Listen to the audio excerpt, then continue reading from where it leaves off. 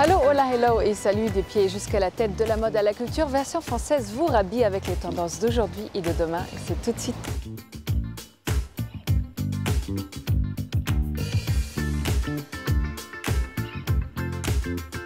Derrière ces colonnes se cache le Grand Théâtre de Bordeaux. Cette institution de la musique et de la danse nous a ouvert ses coulisses. Anne Fleur, la créatrice de Rosanna, nous parle de sa vision de prêt-à-porter et de l'évolution de sa maison. C'est notre invitée du jour. Repérage est aujourd'hui sur les traces de la libération de Paris, fragment d'histoire encore bien présent dans les rues de la capitale. La broderie se la joue haute couture sous les aiguilles de Clémentine. Exit le point de croix Mémé, bonjour œuvre d'art. Bon pour la tête, bon pour les yeux, le tout en version 100% française. C'est Point de vue.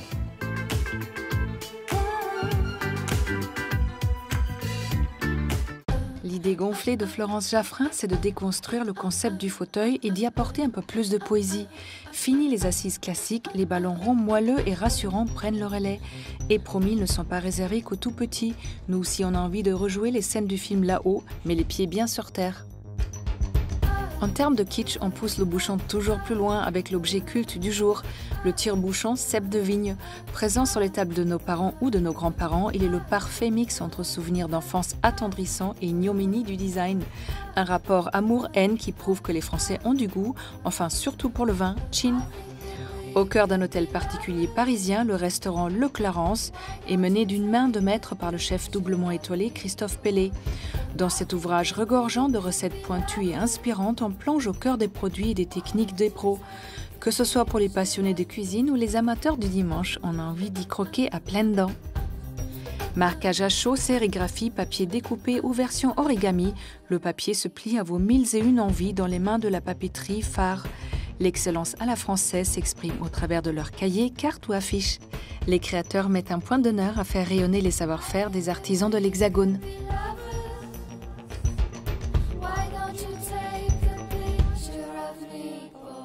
Classé monument historique, le Grand Théâtre de Bordeaux est une pépite architecturale et bien plus encore.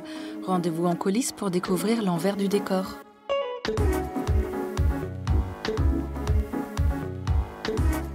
Mettez-vous sur votre 31 car aujourd'hui on vous emmène à l'Opéra de Bordeaux, car il n'y a pas qu'à Paris qu'on peut admirer la Traviata ou le lac des Cygnes, loin de là. Inauguré en 1780, après 7 longues années de travaux, par son architecte Victor Louis, le Grand Théâtre arbore une fière allure de temple grec. Statues, colonnes et pierres blanches, tout y est pour nous plonger dans le néoclassicisme de l'époque. Suivez-nous car on a rendez-vous avec Laurent Croisier qui connaît bien les lieux et il nous a promis de nous dévoiler ses secrets et de nous faire passer côté coulisses. Mais faisons les choses dans l'ordre et allons jeter un œil à l'escalier monumental qui a été pensé pour mettre en scène l'aristocratie de l'époque. Il conçoit au centre de son bâtiment cet escalier. Cet escalier est donc large, les rampes sont basses, cela permet d'admirer les magnifiques toilettes des aristocrates dans la première partie de l'escalier ici, où on peut les voir de dos ou de face, mais aussi sur les deux volets latérales, les aristocrates peuvent gravir les marches. Dans le dessin même de cet escalier, il y a une véritable mise en scène de l'aristocratie. Un escalier qui donnera des idées à Charles Garnier pour l'Opéra de Paris. À l'époque, le Grand Théâtre accueille de nombreux spectacles, mais pas que. C'était un véritable lieu de vie, avec des boutiques, 2 cafés et même des appartements pour recevoir les artistes. On ne sait pas vous, mais nous on meurt d'impatience à l'idée de découvrir la salle de spectacle. On vous emmène. Une salle particulière, au décor de bois peint et qui, contrairement à la plupart des théâtres et opéras européens, le velours des sièges n'est pas rouge, mais bleu. Cette salle est aux couleurs bleu, blanc et or, ce sont les couleurs de la royauté. Le théâtre étant inauguré à la fin du XVIIIe siècle, c'est logique. Et ce bleu est un peu un bleu à la mode. Les couleurs de la salle sont restées fidèles et le véritable changement, c'est le lustre. Le lustre n'existait pas au XVIIIe siècle. La salle était éclairée par des bougies, des centaines de bougies distribuées tout autour de la coupole. Et ces bougies étaient assistées par des girandoles, c'est-à-dire des torches qui étaient fixées sur les colonnes entre les balcons. Et c'est cet éclairage qui faisait que cette salle était en quelque sorte déjà, lorsqu'on y pénétrait, un décor de théâtre. Quand on assiste à un opéra ou à un ballet, c'est toujours un plaisir pour les oreilles, mais également pour les yeux. Et tout en haut du monument, sous la charpente, se trouve un endroit particulier, l'atelier de couture. Donc nous arrivons à présent dans un lieu totalement secret. On est sous la charpente du Grand Théâtre, on est dans l'atelier de couture de l'Opéra de Bordeaux. Dans cette fourmilière s'activent plusieurs couturières qui mettent tout en œuvre pour donner vie au costume nécessaire aux 210 levées de rideaux annuels. Que ce soit pour un ballet contemporain, l'opéra Don Giovanni ou Casse-Noisette, il faut redoubler d'inventivité et savoir tout faire. À la fois de la haute couture, à la fois de l'industriel, à la fois de la bidouille. Il faut savoir faire la robe qui s'enlève comme ça, il faut savoir faire la robe en chocolat, il faut savoir faire le manteau de fourrure. On pioche dans tous les savoir-faire de la couture, que ce soit historique ou plus contemporain.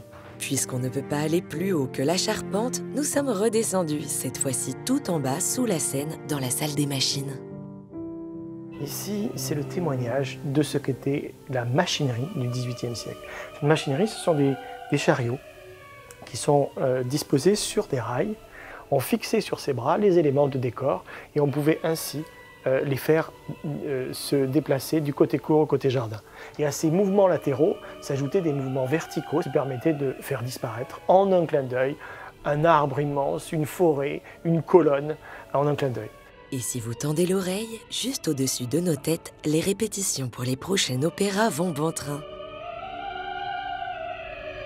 On aimerait aller y jeter un œil, mais on vous laisse la surprise pour le prochain lever de rideau.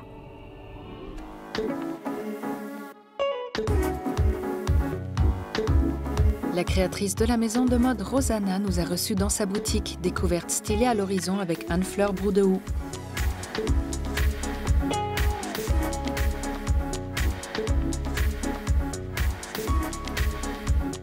Élégance, légèreté et couleur, passer un instant dans le vestiaire de Rosanna, c'est un peu comme aller en récréation. Une vraie bouffée d'air frais qui ne peut que nous faire du bien au milieu de la grisaille parisienne. Officielle de cette joyeuse marque de prêt-à-porter, la pétillante Anne-Fleur Broudehout. Depuis la création de la marque en 2007, les collections rivalisent d'imagination, d'originalité et de fraîcheur. Pour chacune d'entre elles, Anne-Fleur s'inspire d'une femme, d'une ville ou d'un film. Et pour cette dernière collection été, le fil conducteur est artiste-artisan. En fait, c'était l'intitulé d'une exposition qui a eu lieu en 1977 au Musée des Arts Déco à Paris et qui essayait de définir la frontière entre l'artisanat et l'art, qui est un sujet philosophique et qui est une discussion sans fin. Et en tout cas, ça a été ce qui a été le point de départ de notre collection.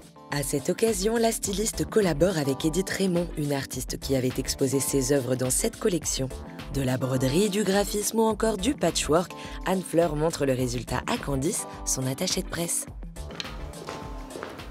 Donc on a fait deux variantes comme ça, deux qualités de coton différentes. Originaire du Nord, Anne-Fleur jouait déjà petite avec des bobines de fil.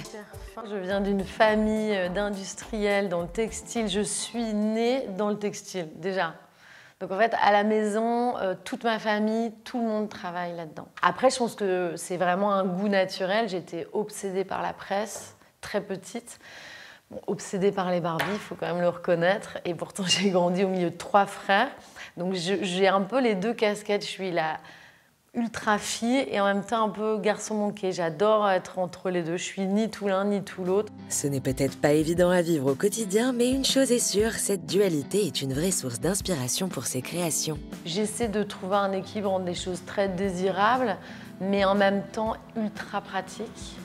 Parce que voilà, pour moi, c'est essentiel de se sentir bien dans un vêtement. Quand on libère la femme et qu'elle se sent assez jolie, à l'aise, que c'est confortable et élégant et tout ça, bon bah bizarrement, j'ai l'impression que ça l'aide à gravir des montagnes. Et celui qui l'aide aussi à grimper, c'est Thierry Le Brally. C'est lui qui a photographié la première collection de Rosanna. Ça a si bien fonctionné qu'on a continué à collaborer ensemble et que finalement on s'est mariés.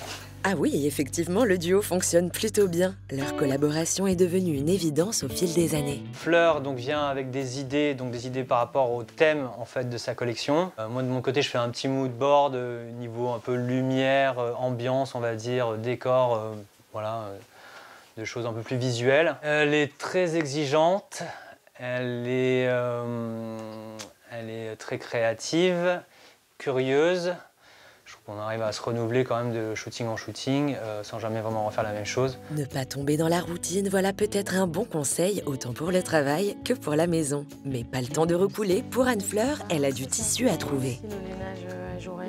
La matière fait partie de l'ADN de la marque. C'est carrément le point de départ de toute collection. En fait, c'est en parallèle de l'élaboration du thème et du mood board et tout ça, c'est vraiment les matières qui ont toujours été le point de départ de toutes nos collections. Et dans la matière, il y a tout type de supports, de jacquard, des enductions sur des jerseys, des jacquards fil coupé, des mousselines. Enfin, c'est extrêmement vaste. Nous, on est une marque qui a la particularité d'avoir souvent des matières avec des aspérités, du relief. Il y a peu de choses très basiques. On a le goût de la matière et un peu performance technique. Aujourd'hui, tout cet univers se glisse dans 3 boutiques parisiennes. Mais Anne-Fleur ne compte pas s'arrêter là. L'envie et la volonté, ça serait de se tourner vers Londres, Bruxelles, des capitales européennes dans un premier temps, et puis un jour peut-être New York, Tokyo, ça serait évidemment un rêve. Que le monde se prépare, les couleurs de Rosanna n'ont pas de frontières.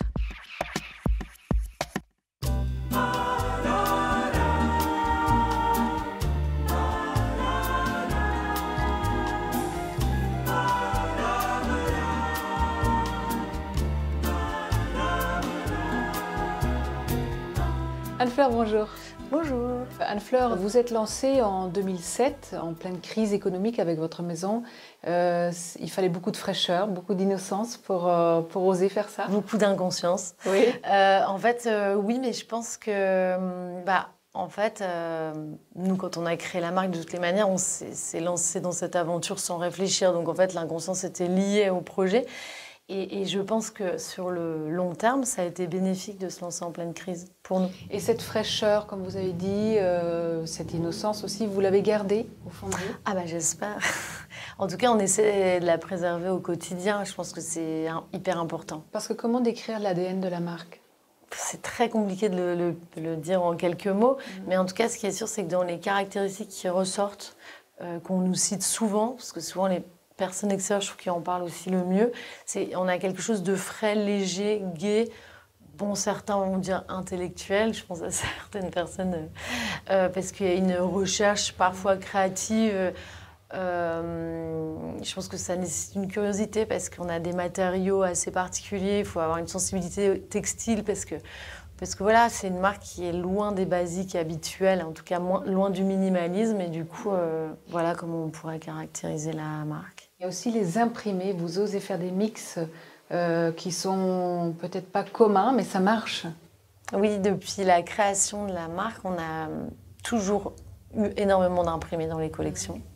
Au fur et à mesure, on les a développés de manière exclusive, mais c'est sûr que les imprimés, je pense, c'est une des signatures de la marque. Qui fait l'identité? Ah oui, complètement. Est-ce qu'il y a une décennie de mode qui vous inspire particulièrement? Naturellement, je dirais quand même les années 70, je pense que c'est le plus évident pour moi. En ce qui concerne imprimé, en tout cas, oui. Mais et puis il y a tout ce qui va avec, la liberté, la musique, enfin, ça c'est un peu ma période fétiche. Mais après, il y a certaines choses des années 60 que j'adore, certaines choses des années 20 que je peux adorer, mais s'il fallait choisir une période, je dirais quand même 70. Vous vous inspirez parfois des archives, des films d'autrefois? Ah oui. De toute façon, les sources d'inspiration sont extrêmement vastes. Tout est possible. Donc, ça peut être en effet un clip, une musique, une expo, une rencontre, quelqu'un dans la rue. Enfin, c'est... Vous avez commencé avec de la lingerie, des maillots surtout. Est-ce que c'est quelque chose que vous voulez toujours garder? Oui. Parce que c'est très technique comme savoir-faire. En fait, pourquoi on a fait ça déjà à la base? Parce qu'on n'avait aucune expertise en la matière. Mais justement, quand on se lance et qu'il y a absolument tout... Enfin, c'est vrai qu'il y a une concurrence féroce depuis toujours, donc personne ne nous attend spécialement. Et nous, notre parti pris, c'était de choisir un pan du vestiaire féminin et de bien le travailler. Et du coup, on s'est dit, quelque chose à notre portée, ça pourrait être le maillot. On ne trouvait pas ce qu'on cherchait. Et donc, voilà. Et du coup, l'histoire a commencé en se disant, et créer ce qu'on ne trouve pas. Donc ça part d'un manque et d'un besoin, c'est essentiel, je pense. Et comme on ne voulait pas être cantonné qu'à ça, on a habillé la femme sur son lieu de vacances. Et après, ça a été la lingerie. Et pareil, on ne s'est pas dit, on ne veut pas devenir une marque de lingerie. On veut associer de la maille, on veut associer de la dentelle. Enfin voilà. C'est comme ça que l'histoire, en fait, a démarré. Et en fait, la technique, on l'a appris au fur et à mesure. Pour chaque collection, vous vous inspirez d'une ville, d'une femme, d'un artiste? Tout à fait. Là, l'hiver en question, c'est, y a un hommage glissé quand même à Michael Jackson, puisque c'était sa date anniversaire. La date anniversaire. Vous êtes fan de Michael Jackson? Ah bah oui, à peu près comme la moitié de la planète certainement. Mais... Donc il y avait un petit hommage glissé, d'où le nom de la collection qui s'appelle Moonwalker, mais il y avait aussi l'anniversaire du premier homme qui a marché sur la Lune, et du coup on a joué aussi sur un voyage un peu plus spirituel aussi. Donc ça c'est une thématique en particulier, mais sinon ça peut être une artiste. Pour l'été prochain on collabore avec une artiste. Donc c'est vraiment un champ de possibles très varié. Merci beaucoup. Merci à vous.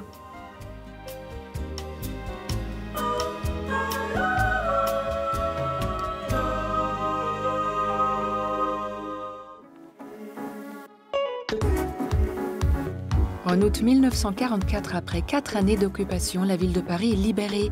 La capitale garde dans ses murs les souvenirs de cette page d'histoire, redécouverte dans Repérage.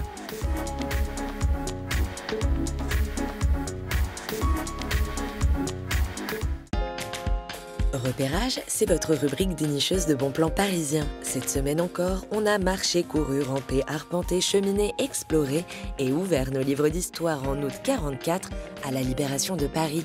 Pour débuter ce voyage dans le temps, entrez dans l'un des plus jeunes musées de la capitale, le musée de la libération de Paris, de Jean Moulin et du général Leclerc.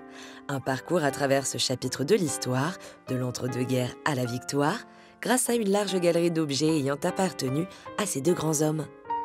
On a choisi des objets qui incarnent beaucoup. Par exemple, les skis de Jean Moulin ou son fauteuil qui nous ont été donnés par la famille. Le musée a aussi enrichi ses collections de nombreux autres objets et portraits de citoyens de l'époque, comme cette robe cousue sous l'occupation et portée à la Libération. Tous ces objets parlent d'hommes, de femmes, d'engagement, de combat, de destin tragique parfois. Et ils sont tous convoqués pour conduire le visiteur à comprendre cette histoire. Gratuit, le musée met toutes les chances de son côté pour vous inviter à redécouvrir cette époque et renferme même un trésor. À 20 mètres sous le sol, le QG du colonel Roy Tanguy qui a mené les forces françaises d'intervention vers la libération. Une plongée dans l'histoire à ne rater sous aucun prétexte. Retour à la surface, si vous ouvrez l'œil, Paris garde dans ses rues de nombreuses traces des 6 jours qui l'ont mené à la libération. Dès le 19 août, la préfecture de police s'est soulevée, suivie par l'hôtel de ville, et les barricades se sont dressées aux 4 coins de Paris. Faites quelques pas vers la place de la Concorde, passez devant ce mémorial et prêtez attention à ces petits détails très symboliques. On voit clairement des trous, des différentes balles qui ont été occasionnées par la libération de Paris. On voit également des traces, des combats de Marcel Bizien, ce héros, donc dans son char français contre un char tigre allemand. Levez un peu les yeux, ce lion en a pas mal bavé. Il est tombé pendant le combat, mais a su retrouver sa place avec un bon coup de colle. Rebroussez un peu chemin, vous voici devant l'hôtel Meurice. C'est là que le général von Scheutlist, gouverneur allemand de Paris, avait établi ses quartiers. C'est là aussi qu'il s'est rendu le 25 août 1944, après pas mal de grabuges. Le palace a depuis fait peau neuve, mais il reste une minuscule empreinte de cette bataille. C'est le petit trou qu'il y a sur le cercle qui entoure le H et le M de l'hôtel Meurice, qui est occasionné par une balle qui a été tirée donc, le jour où les FFI et les soldats de la 2e BE ont pris d'assaut l'hôtel Meurice. Dernier lieu emblématique de la libération, les Champs-Élysées que le général de Gaulle a parcouru pour la victoire le 26 août 1944. Après cette petite balade, que diriez-vous d'un cocktail au Ritz? Eh bien, c'est là que l'auteur Ernest Hemingway s'est construit une petite légende. Arrivé en France en tant que correspondant de guerre, il s'était fixé la mission de libérer Paris et surtout les caves de son palace fétiche, mais s'est fait un peu devancer. Il voit 2 officiers américains qui sont vers la réception. Hemingway est furieux parce que c'était sa mission de libérer le Ritz, de voir qu'il y a ces officiers. Il se retourne vers eux et dit « Qu'est-ce que vous faites là ?» Et eux, ils ont très peur, ils ont eu très peur parce qu'ils croyaient que c'était un général qui leur parlait, parce qu'il était habillé presque comme un général. Sans rancune, Hemingway s'est ensuite accoudé à ce bar pour siroter avec ses comparses quelques 51 dry martini. L'histoire ne s'arrête pas là, car l'auteur s'est ensuite rendu dans sa chambre avant de recevoir la visite d'un invité de marque. André Malraux n'est pas très content que ce soit un Américain qui a libéré Paris et il rentre dans la chambre de Hemingway et dit « Hemingway, vous êtes arrivé avec combien d'hommes sur Paris ?» Et Hemingway dit bah, « On était 5 ou 6, on est là. » Et il dit « Moi, j'arrive à la tête de 20 000 hommes. » Et Hemingway a dit « C'est dommage, vous n'étiez pas là quand on a pris Paris. » Romancier, dans ses livres et dans sa vie, Hemingway n'a peut-être pas vraiment libéré le Ritz, mais ce bar porte son nom depuis 1994. Au musée, dans la rue ou au bar, vous savez désormais par où commencer pour revivre vous aussi la libération de Paris.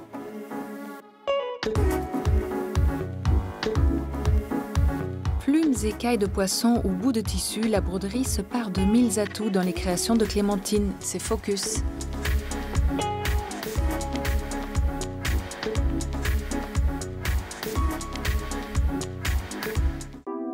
Dans la famille du textile, on demande la broderie, une technique bien connue qui consiste à venir orner un tissu d'un motif plat ou en relief fait généralement de fils. Son origine remonte à l'Égypte ancienne, les Égyptiens avaient la réputation d'être fins brodeurs, mais ce qui a marqué l'histoire reste la tapisserie de Bayeux qui date du XIe siècle. Aujourd'hui, on retrouve essentiellement la broderie sur nos vêtements, mais on peut également la retrouver dans son salon, accrochée au mur comme un tableau. Et quand vous regardez cette toile, pas évident au premier regard de réaliser que vous êtes face à une broderie. Une subtilité propre à Clémentine Brandibas, brodeuse d'art. Ça me fait vraiment plaisir justement quand on voit pas que c'est de la broderie, que les gens ne le voient pas et sont un peu intrigués. Il y a quelque chose d'un peu merveilleux, quoi. Bienvenue dans l'univers merveilleux de Clémentine. C'est au gré de ses études à Duperré que la broderie est entrée dans sa vie pour ne plus jamais en sortir. Que ce soit pour des particuliers, des architectes ou des designers qui lui passent commande, elle l'utilise pour exprimer son petit monde intérieur, fait de planètes, de matières organiques et de poésie.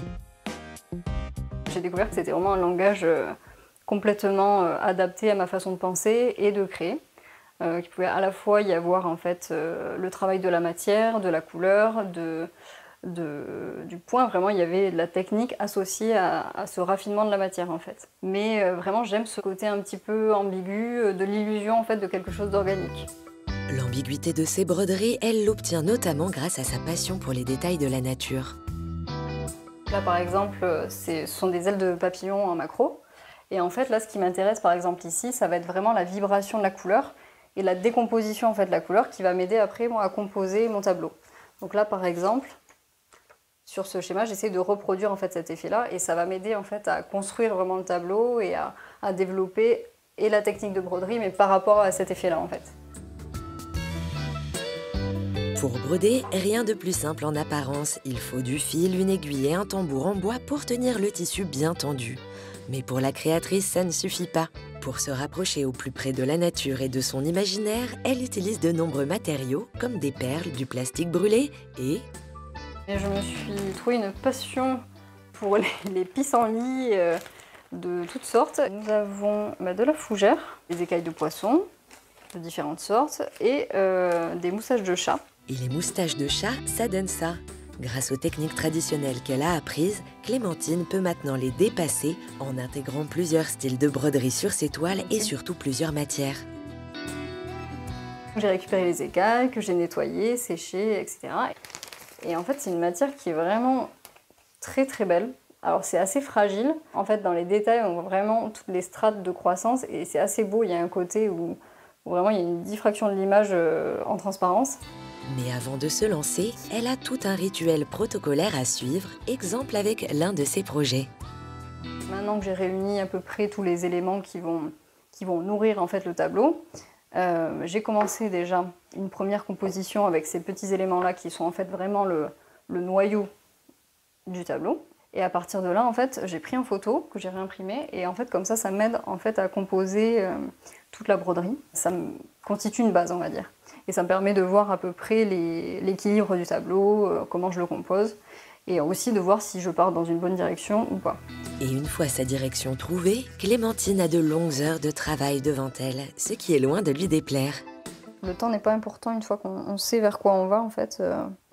Faut juste continuer jusqu'à ce que ce soit fait, en fait. On s'oublie juste dans le geste. Un geste minutieux qui dessine au fur et à mesure le monde imaginaire de la créatrice dont les éléments organiques qu'elle récolte au gré de ses envies brouillent notre regard qui hésite entre broderie et peinture.